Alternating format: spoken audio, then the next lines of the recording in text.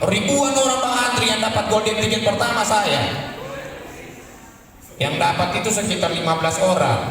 Saya pulang ke Palu. Ternyata sistemnya Kompas TV waktu itu kalau dapat golden ticket begitu belum tentu bisa lolos, tunggu ditelepon lagi. Ternyata saya tidak ditelepon.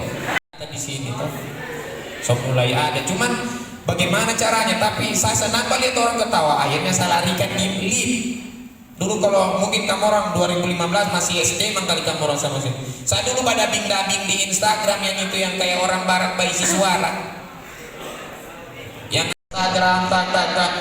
Wih banyak followers. Waktu itu saya 30.000 di tahun 2015 followersku sudah 30.000 waktu itu. Bukan.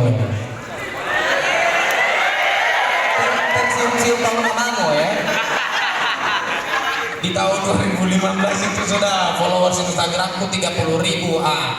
Pertama ada 6 bulan saya punya follower cuma 70 orang kasih. Baru yang bisa bikin live tidak, padabing terus saya padabing videoku banyak ternyata banyak yang suka diposting. Akhirnya kalau kamu orang tulus menghibur, itu rezeki datang sendiri karena kamu orang punya niat menghibur tadi itu. Ada pahala sudah dijalankan Tuhan. Oh ternyata dia niatnya bagus ini anak, jadi saya kasih rezeki lewat sini saja dia. Kalau kamu orang di awal sudah saya tidak begini saja saya tidak mau saya kalau tidak ada ini. Sabar berproses.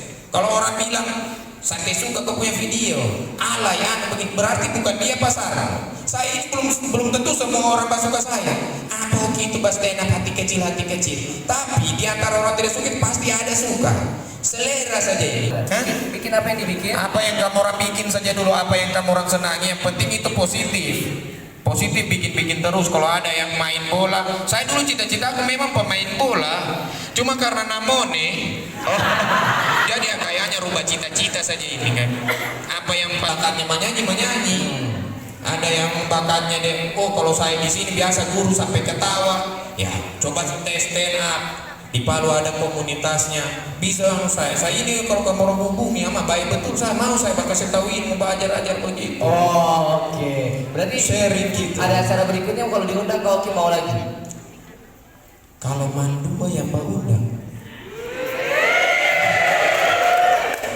Biar ada coba gimana? Saya mandua dulu.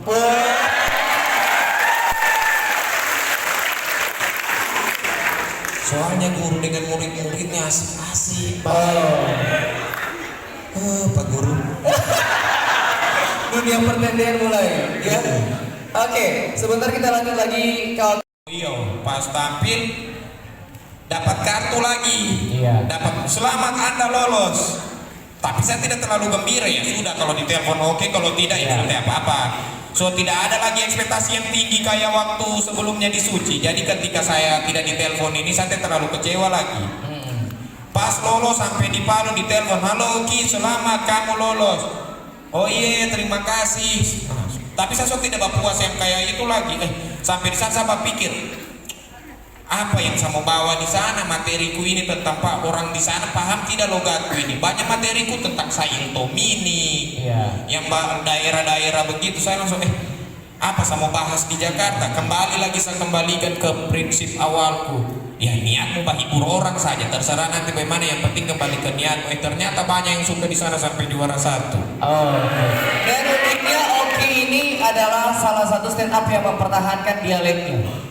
Dari awal pertama sampai akhirnya juara 1 dialek Palunya Oki tidak hilang. Oki paham orang Jakarta dengan dialeknya gitu. Nah itu banyak yang puji luar biasa Oki. Dia ke Jakarta tidak merubah logat. Oki mempertahankan dialek. Sebenarnya tidak begitu. Saya saja yang tidak tahu lo gue kayak nakai gitu lidah gue. Jadi apa adanya saja. Bukan kayak ini sama sekali kayak dia bisa bahasa Indonesia yang baik walaupun cuman saya sok paksa. Tidak bisa. Apabila bagaimana gitu loh. Makanya itu bisa. Jadi natural. Niatku mau menghibur kamu orang mau terima. Silakan kalau tidak. Makanya sampai ada kejadian di show kedua waktu SMP di Palu itu kalau bawa motor buang-buang gas. Ternyata buang-buang gas di Jakarta itu artinya bakonto. Jadi dikasih tahu Oki bukan buang-buang gas, geber-geber.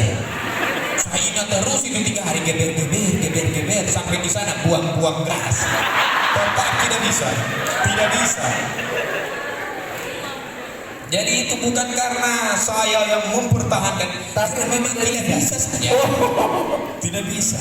Oke, berarti memang tapi itu menjadi ciri khasnya Oki, ya, menjadi ciri khasnya Oki yang saat itu beberapa peserta di Suca yang akhirnya dengan ciri khas masing-masing dan Oki dengan ciri khas dialek Palunya dan hati kecilnya, tidak tahu didapat dari mana hati kecilnya. Hati kecil ya itu.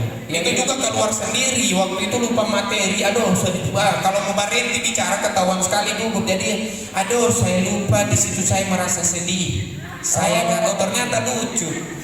Berarti spontanitas. Spontan. Jadi kalau nggak usah pikir saya nanti mau berkarya dikenal sebagai begini. Banyak orang bilang, oh ciri khasnya itu dialek dengan hati kecil. Itu bukan dibikin, tapi jadi sendiri. Caranya bagaimana bisa jadi sendiri? Bikin terus saja, jangan berhenti. Mulai sekarang kamu orang bikin video terus saja. Tidak usah orang mau suka atau tidak, kasih dengar saya hiburan. Bikin apa kamu orang bikin yang positif? Bikin semua saya. Yang penting jangan kamu orang yang aduh, aku bawa ke sana mau tiba-tiba suka lingkar, ya Allah jangan. Jangan. Kalau saya down atau terpukul, aduh tidak suka video aduh sakit kepala gue. Akhirnya jatuh. Bagaimana saya bayar pulsa listrikku? Jadi begitu. Oke, sebentar kita sambung Kak Oki. Jadi yang saya bisa tangkap dari apa yang disampaikan oleh Kak Oki tadi dari perjalanannya yaitu jangan menyerah untuk mencoba. Terus mencoba dan yang paling penting adalah nawaitu pertama kita. Niat pertama kita untuk melakukan sesuatu apabila lillahi ta'ala atau niatnya untuk membahagiakan orang lain, bukan karena niat rupiah atau cuan. Semoga bisa menjadi jalan untuk menuju kita sukses. Jadi itu yang perlu kalian tanamkan adalah niat. Nah, itu yang pertama yang harus kalian luruskan. Terus jangan patah semangat, dan tadi juga saya sempat kutip dari pesannya Oki yaitu selalu mengintrospeksi diri. Ketika dia tidak lolos di Suci, dia pulang memikirkan apa yang salah, dia coba lagi di Suci. Kayak gitu yang harus kalian lakukan. Ketika kalian main bola tidak bisa cetak gol, bukan berarti kalian di situ adalah kegagalan kalian. Pulang, cari tahu apa kesalahannya, latihan, main lagi. Seperti itu. Jadi ada beberapa poin yang memang bisa kita ambil dari apa yang disampaikan oleh Kak Oki dalam penjelasannya tadi. Saya ke Kak Nana dulu lagi. Menjadi pertanyaan yang paling sering ditanyakan oleh banyak orang. Karena orang-orang itu terkadang nawaitunya seperti tadi, ketika mau sukses itu ya mereka harus dapat keuntungan. Poin sukses adalah untung, tidak mau buntu. Nah, apa yang akhirnya Nana rasakan dari keuntungan itu? Apakah Nana sudah merasa bahwa yes, dari prestasi yang saya dapatkan bisa merubah hidup saya dapat keuntungan, saya dapat sorry. Kita tidak apa-apa bicara masalah cuan. Ya, apakah sudah bisa membiayai diri sendiri tanpa harus lagi orang tua yang diharapkan atau bagaimana? Silakan Nana. Oke, sebenarnya kadar kesuksesan orang kan beda-beda ya Kak ya. Tapi sebenarnya apa yang saya raih sekarang itu berawal dari pertama kali lihat followers IG saya juga yang tidak seberapa dengan Kak Oki sih. Nah misalnya followers saya saat ini 2,9. Saya selalu berpikir apa sih yang bisa saya kasih ke mereka untuk 2,9 orang ini, dan berawal dari niat itu juga, dan alhamdulillah sampai ke titik ini. Dan kalau berbicara soal cuan, alhamdulillah semenjak naik SMA udah banyak ikut lomba dan jadi pembicara di beberapa talk show. Alhamdulillah sudah punya uang sendiri dan mostly barang-barang yang saya punya adalah hasil dari saya sendiri juga. Dan beberapa karena kebiasaan tersebut, orang tua juga sudah mulai membiasakan bahwa kalau mau sesuatu harus beli sendiri, harus dapat sendiri. Nah, mulai dari situ berpikir kayak, aduh, gimana ya cari uang. Dan salah satu contohnya itu sekarang masuk PTN.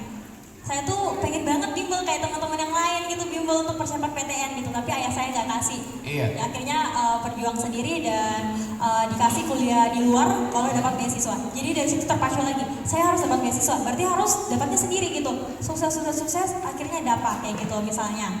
Dan sukses tidak melulu soal cuan sih teman-teman, tapi kalau saya tuh kalau dilihat dari tinjau dari awal, kadar kesuksesan saya tuh bagaimana saya bisa berguna untuk banyak orang. Itu yang saya mau dari awal.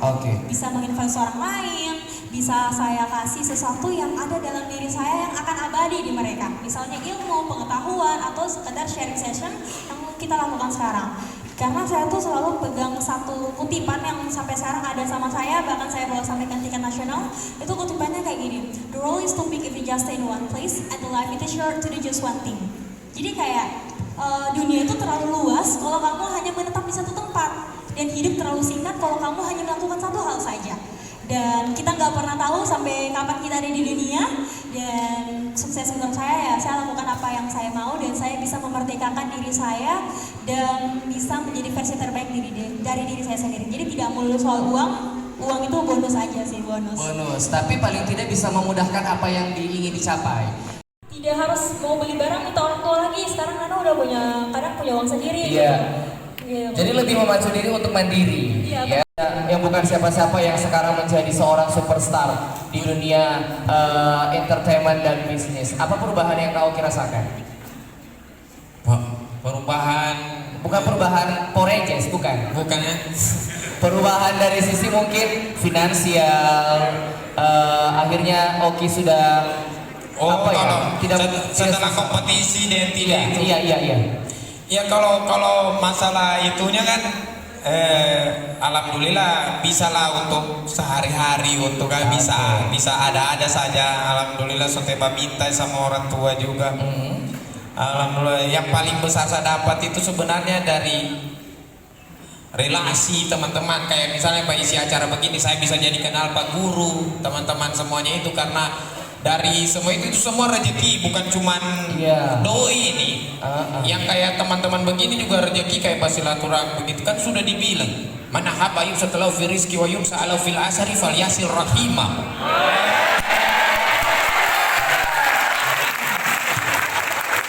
Apa artinya kalau rezekinya dipanjangkan umurnya maka bersilaturahmi. Jadi dengan kayak begini, kayak saya sudah rezeki.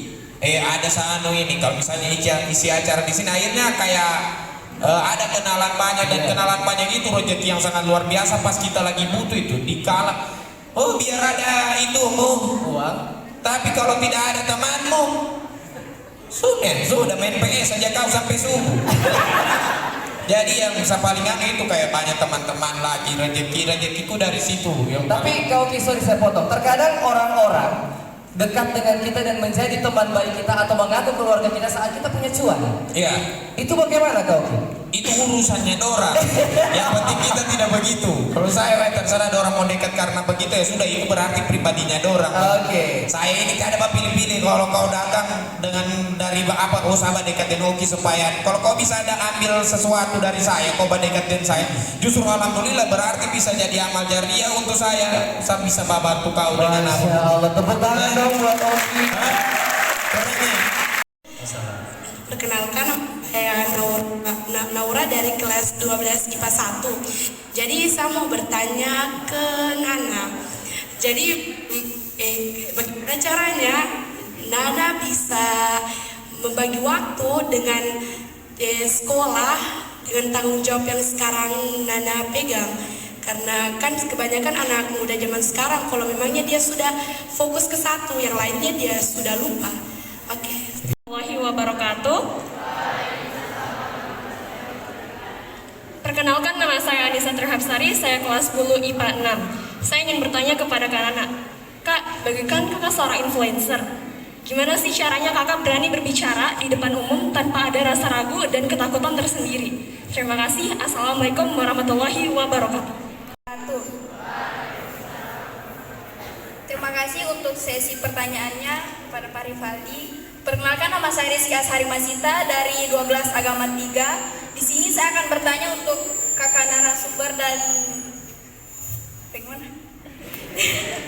Bagaimana kau? Kepada siapa? Oki atau Kanana? sekalian dua-dua. Oh, dua-dua saja, oke. Rata-rata enak ya.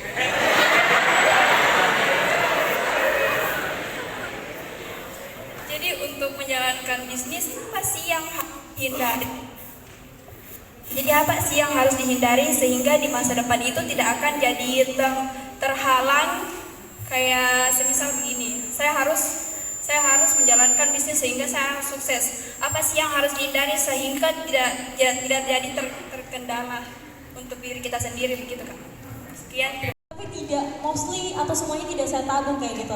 Beberapa itu saya pakai untuk diri saya sendiri, untuk beli beberapa kebutuhan yang alhamdulillah bisa mengurangi tanggungan orang tua saya kayak gitu. Misalnya harus beli make up, skincare, itu pakai uang saya sendiri kayak gitu.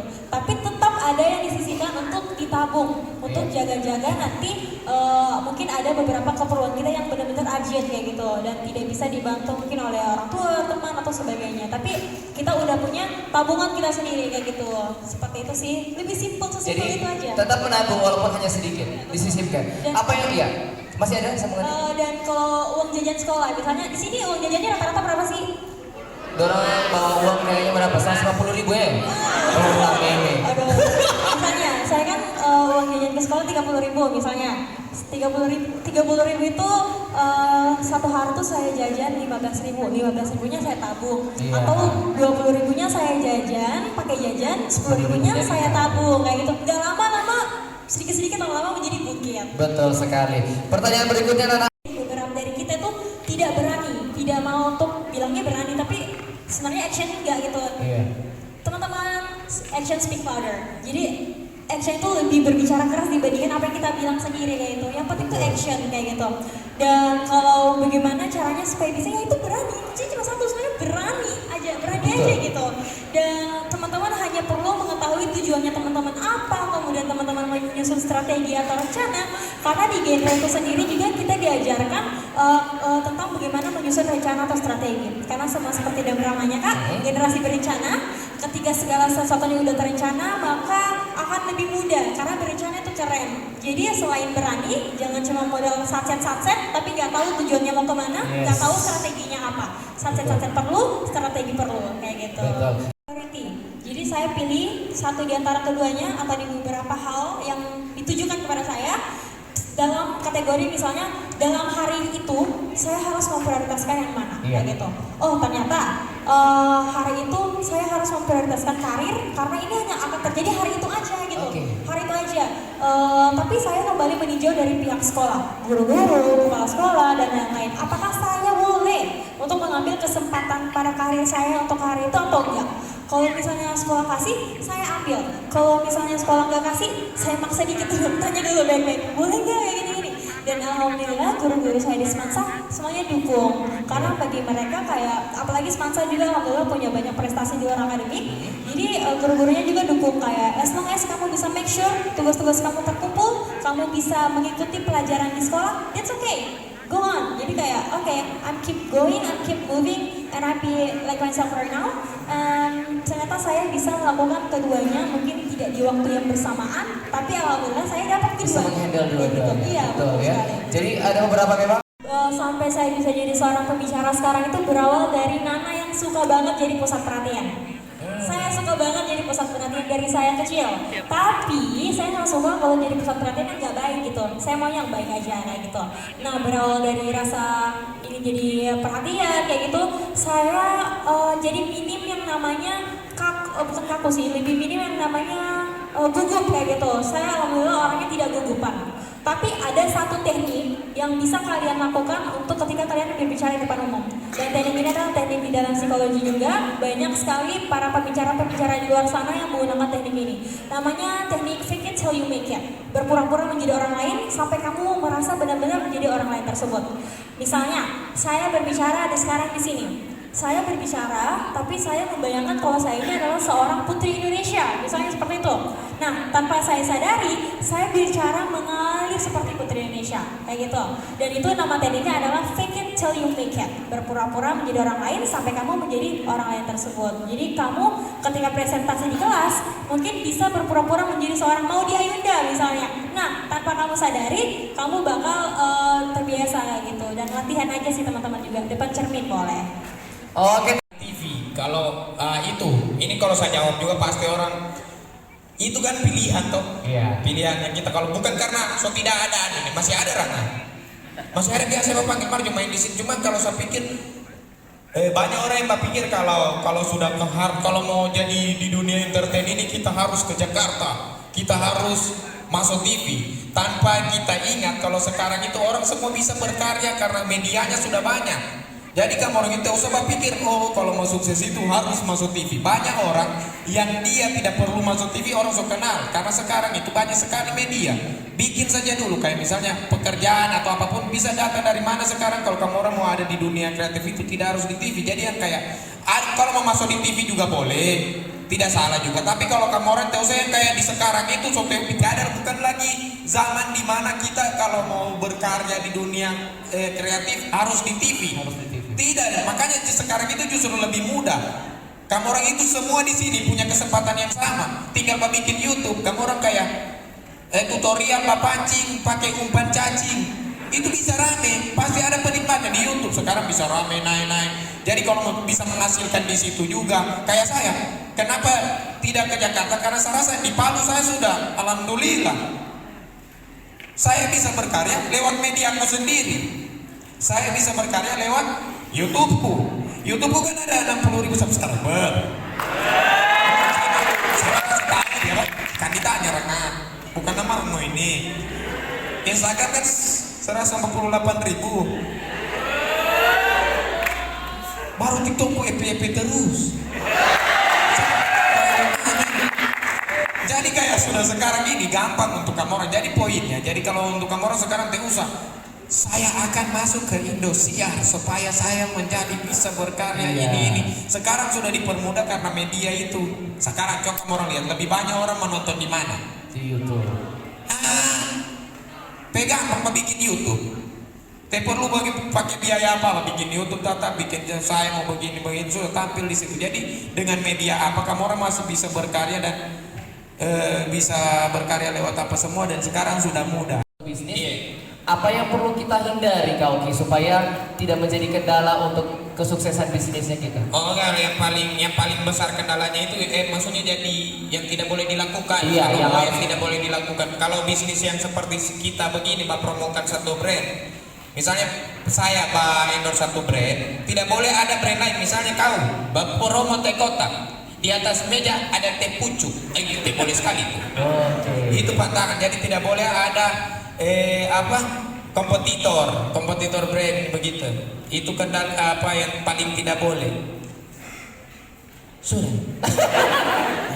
Dulunya adalah seorang ustadz. Yang saya mau tanyakan, bagaimana proses peralihan Anda dari seorang ustadz menuju seorang stand up comedy? Agar anak-anak kita di sini mungkin fokus ke satu bidang, tetapi karena tidak bisa berkembang, pindah ke bidang lain. Mungkin Anda bisa memberikan kiat-kiat atau motivasi bagi anak-anak kita yang melakukan peralihan pekerjaan. Karena kan Anda ini kan ustadz yang sangat terkenal waktu di Kalimantan ya. Oh iya, sumber baru. Tidak ada di Wikipedia tadi saya baca. Nah, pertanyaan kedua itu saja. Terima kasih atas waktunya. Terima kasih Kak Oki. Wassalamualaikum warahmatullahi wabarakatuh. Terima kasih kepada terutama kepada Kak Oki, Kak Nana. Terima kasih yang diberikan kepada saya. Terima kasih juga kami atas nama pembina OSI Manun 1 Kota Palu dan bekerjasama dengan Manun 2 Kota Palu. Alhamdulillah sukses hari ini. Kami terima kasih semua panitia, terutama panitia siswa yang telah mencoba untuk memberikan satu gebrakan yang luar biasa di kebetulan diselenggarakan di Manun 2 Kota Duta Genre Sulawesi Tengah. Tentunya kan di 2023 pasti ada lagi ya. Iya. Ada lagi yang terpilih lagi Duta Genre untuk Sulawesi Tengah. Oh, iya. Tentu kapasitas waktu yang hari ini 2022 misalnya itu akan terhapus dengan sendirinya dengan tahun 2022. Nana lakukan itu untuk kedepannya itu apa memang hanya sampai di situ saja berhenti? Ya, itu yang pertama. Yang kedua, saya dengar tadi dari suku Jawa di Sulawesi Tengah. Jadi saya tidak merasa orang Jawa di sini, tapi saya merasa orang Palu Sulawesi Tengah gitu. Saya ingin bertanya kepada Kak Nana, Kan saya ini membuat to-do list agar supaya aktivitas-aktivitas yang saya lakukan itu terlaksana. Tetapi ada salah satu hal yang membuat aktivitas saya itu tertunda. Itu salah satu handphone. Nah, pertanyaanku, bagaimana cara kita agar tidak tergoda? Waalaikumsalam warahmatullahi wabarakatuh. Baik, perkenalkan nama saya Alifia Nurharisa. Saya dari kelas 12 IPA 5. Saya kan ingin bertanya kepada Kak Oki dan Nana. Kan masalah terbesar anak muda sekarang kan itu mageran, sehingga dia menghambat kesuksesan kita di masa depan. Jadi saya ingin bertanya bagaimana tips atau tips-tips dari kakak-kakak bagaimana agar kita itu anak muda tidak mageran, tidak mager. Sekian dan terima kasih. Wassalamualaikum warahmatullahi wabarakatuh. Apa yang mereka kerjakan seperti itu, dan percaya diri, ya pasti percaya diri dan bangga karena akhirnya saya sampai pada satu titik yang dimana saya sudah melewati banyak sekali jatuh bangunnya di umur saya yang masih belasan tahun, yang selalu orang katakan kayak apa sih anak SMA, anak SMP, apa juga sih masalah hidupnya, paling cuma gini doang, paling cuma gitu doang. Padahal kan tiap orang ada masalahnya masing-masing. Tapi itu tadi yang saya katakan, ketika kalian berhasil untuk melewati itu, artinya kalian berhasil untuk naik satu level lagi dari level kamu yang sebelumnya, kayak gitu. Kalau Umang masuk juga di seksual begitu yang kayak 3 hari penontonnya full terus rame, bisa sebenarnya bisa akan kalau dibilang kayak buktinya saya ini, kalau dibilang Oki itu kerja di dunia Instagram ini dia, alhamdulillah saya di kontrak 2 brand di Palu, jadi tiap bulannya itu aman tutupi dari 2 brand itu. Kalau dibilang apakah ini menjamin untuk itu, alhamdulillah masih menjamin. Tiap bulan masih ada didapat. Iya. Di tingkat mewakili sampai tingkat kota waktu itu di kecamatan saya menjuarai 8 kali berturut-turut, juara 1 terus di kota juara terus. Jadi kalau piala Saril Quran, jadi kalau bakat bicara di depan itu memang pasti akan ada kaitannya dari itu. Karena saya Saril Quran MTQ lalu MTQ Saril Quran itu yang seperti kita berceramah yang beregu 3 orang. Dari 3 orang. Saya sebagai penceramahnya, kalau masalah baca korinya bukan saya kesian. Bisa ketahuan dari suara bicara saja nafal sih. Jadi saya bagian penceramahnya sebagaimana firman Allah dalam surah Al-Maidah ayat 2 yang akan dilantunkan oleh saudara kami sebagai berikut. Jadi dia yang saya yang berceramah, ada yang berartikan. Jadi begitu selama kalau dibilang jadi peserta MTQ tepatnya. Iya. Jadi bagaimana peralihan dari seorang Oki yang sering ikut MTQ atau boleh dikatakan tadi Ustaz tadi itu akhirnya ke arah stand up comedy, peralihannya itu banyak yang dihilangkan atau akhirnya ya sudah mengalir saja. Jadi kalau di MTQ dulu itu saya juga sering selip-selipkan sudah lucu-lucu karena MTQ dulu di tahun 2009 2010 itu belum ada stand up comedy toh. Tapi saya sudah yang tampil mau kasih ketawa orang sudah dari situ tahun 2009 2010 itu saya sudah ikut MTQ itu di dalam dakwah itu bukan supaya orang tidak jenuh, saya kasih selip-selipkan itu komedi ya. Pas sudah ada ketemu sama stand up ternyata ada wadah yang untuk komedi begitu. Iya. Tapi tetap tidak meninggalkan kayak tadi pesan dari Umi bahwa harus ada nilai-nilai. Iya. Terbukti ada beberapa kali show saya kayak satu hadis ada biasa begitu tuh. Tepuk tangan buat Oki. Ya, jadi komedi tetap ada nilai plus di dalamnya sehingga ketika orang tertawa tidak hanya tertawa terbahak-bahak tapi sampai ke hati. Dia punya pesan kiat-kiat supaya lucu Oki, karena Komio ini katanya dibilang Bapak tadi bahwa Komio diam saja sudah lucu.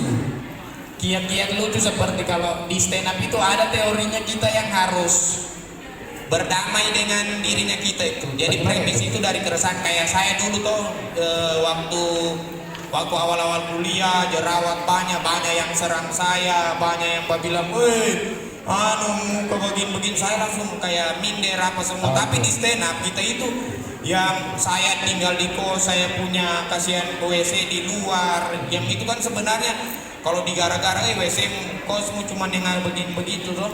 Nah tapi ketika di stand up saya berdamai dengan itu. Akhirnya saya ajak orang untuk ketawa, kayak dibilang muka jerawat. Saya terima sudah yang akhirnya orang mau bagara saya sudah bilang ya memang saya begitu. Akhirnya mengajak orang untuk menertawakan kekuranganku itu. Yang tadinya orang sendiri. Saya ini jerawat ya, kayak begitu stand up, saya jerawat, sudah banyak obat yang saya taruh begitu semua. Ada dibilang pakai tomat, saya taruh tomat. Ada dibilang bawang putih, saya taruh bawang putih. Ada dibilang taruh jagung, saya taruh jagung. Pas sudah tentang guru tuh sepede. Saya dulu kuliah itu ambil jurusan pendidikan sejarah. Kenapa saya ambil sejarah? Karena saya suka sekali membaca sejarah kisah rakyat, apalagi kisah rakyat Ken Arok dan Ken Dedes. Ternyata teman-teman, Ken Dedes ini diriwayatkan dia menikah dengan siapa saja, anaknya akan menjadi keturunan raja. Karena waktu dia turun dari dokar, ada yang melihat cahaya memancar dari tumitnya. Dari sini saya simpulkan orang tua terdahulu melihat kesuksesan anak dari tumit mamanya. Saya langsung pulang ke Pelawak. Pas saya lihat tumitnya mamaku, ya Allah pica-pica. Itu saja. Terima kasih. Itu saja.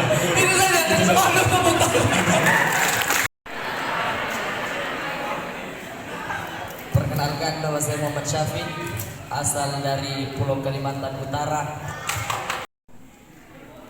Karena di sana jarang sungai, jadi kami berenang di laut. Pas gue buka saya lihat